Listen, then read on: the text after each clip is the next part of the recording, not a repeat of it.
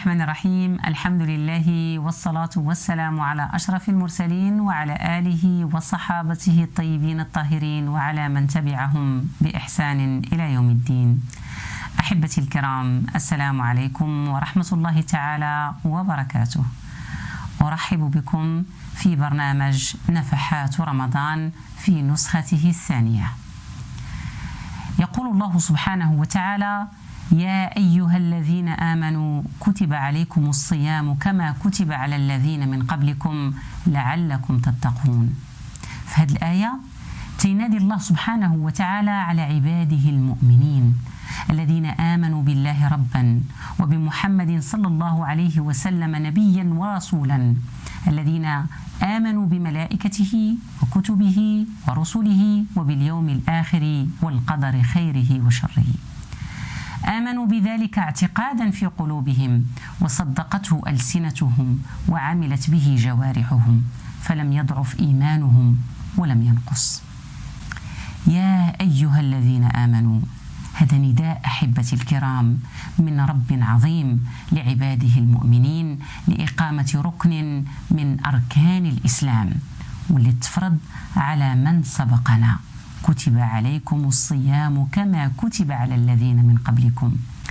تفرض الصيام أحبتي الكرام من بعد ما دازت 14 عام على بعثة النبي صلى الله عليه وسلم، بعدما تغلغل الإيمان في قلوب الصحابة، فكان فرضه في المدينة المنورة. كنتسائلوا أشنو هي الحكمة والمقصد من هذا الصيام؟ لا شك أن هنالك غاية سامية وحكمة عظيمة، وهي اللي تختمت بها الآية في قوله تعالى: لعلكم تتقون.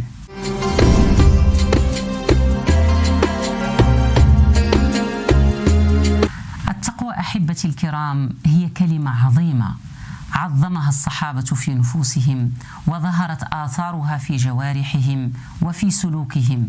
هذه الكلمة هي سبب سعادة كل مؤمن وشقاء كل متغافل عنها وتارك لها. هذه الكلمة هي غاية الصيام.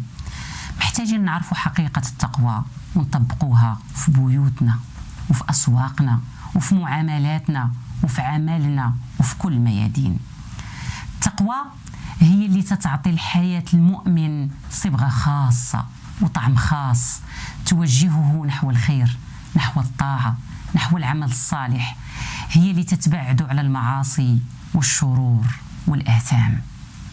هي اللي تتخليه يتسابق لمواسم الخيرات ابتغاء الثواب والأجر الجزيل. التقوى باختصار هي وصية الله تعالى للأولين والآخرين، هي وصية الرسول صلى الله عليه وسلم لصحابته وأمته.